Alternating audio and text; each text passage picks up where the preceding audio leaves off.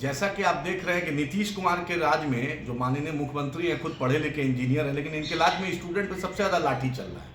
पता नहीं समझ में आ रहा है, कभी हेल्थ डिपार्टमेंट का पर्चा लीक, कभी आज बीपीएससी का न्यूज़ 18 में मैंने देखा पर्चा लीक। तो नीतीश जी, पर्चा लीक का फैक्ट्री अगर उत्तर प्रदेश के बाद बिहार और राजस्थान के बाद बिहार आ गया है क्या? आपके ऑफिसर क्या कर रहे हैं? आपके डीएम तो ऐसे बच्चे पर हाथ चढ़ा रहे हैं, लग रहा है कि लाल बहादुर शास्त्री एकेडमी में नहीं पढ़े हैं, जनरल डायर एकेडमी में पढ़े हैं। लोकतंत्र में किसी को हाथ उठाने का अधिकार नहीं। डीएम साहब पे कोई हाथ उठा देगा तो बहुत मिर्ची लगेगा।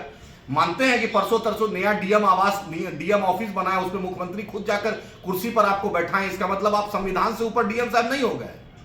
ना आपके चीफ सेक्रेटरी हुए हैं, ना आपके एडिशनल सेक्रेटरी हुए हैं, ना कोई प्रिंसिपल सेक्रेटरी टू सीएम हुए हैं। नीतीश जी, आप खुद छात्र आंदोलन की उपज है और आपने देखा है छात्रों की कठिनाई। पेपर लीक होगा, अगर छात्र आंदोलन नहीं करेगा, अपनी बात नहीं रखेगा, क्या करेगा? आप क्यों नहीं एक गिरीवान सेल बनाते हैं मुख्यमंत्री के कार्यालय में कि जो छात्र अपनी बात रखेगा? आपका तो तानाशाह लोग है, ऑटोनोमस बॉडी चला रहा है। बीपीएससी में कैसे पर्चा लीक हो गया?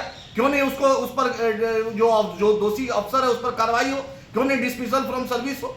तो नीतीश जी, आप पढ़े लिखे हैं, इसलिए आपसे अनुरोध कर रहे हैं, अपने पदाधिकारियों को बोलिए कि हाथ चलाना बंद करें, काम करना शुरू करें। नया बिल्डिंग बना है तो टैक्स पेयर का पैसा से बना है। डीएम साहब, आपके घर के पैसा से नहीं मिला, या आईएएस एसोसिएशन चंदा करके नहीं डीएम ऑफिस बनाया है। ऐसा हाथ चला रहे हैं। अरे लाल बहादुर शास्त्री एकेडमी का कुछ तो गरिमा रखिए, कुछ तो लगे कि आप लाल बहादुर शास्त्री एकेडमी में आप top of the intelligent mind of the country है। हाथ चला रहे हैं ऐसे बच्चों पर। अरे वही बच्चा कल कलेक्टर बन जाएगा, वही कल आप रिटायर कीजिएगा, वही चीफ सेक्रेटरी उस प्रदेश का रहेगा।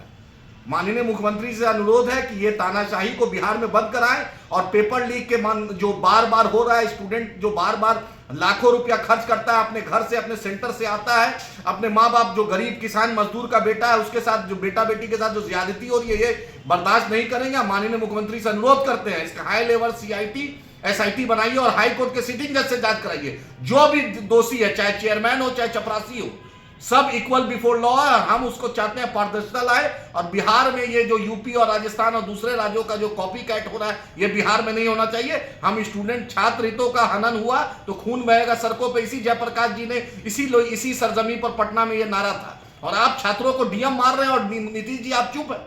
अरे नीतीश जी, आप उसको कुर्सी पर डीएम साहब को बैठा दिए। डीएम साहब तो अपने आप को गलतफहमी का शिकार हो गए। हम स्टूडेंट के साथ हैं और स्टूडेंट के मुद्दे पर मजलिस इत्तेहाद मुस्लिमीन लड़ती है और लड़ेगी, उसकी आवाज उठाएगी।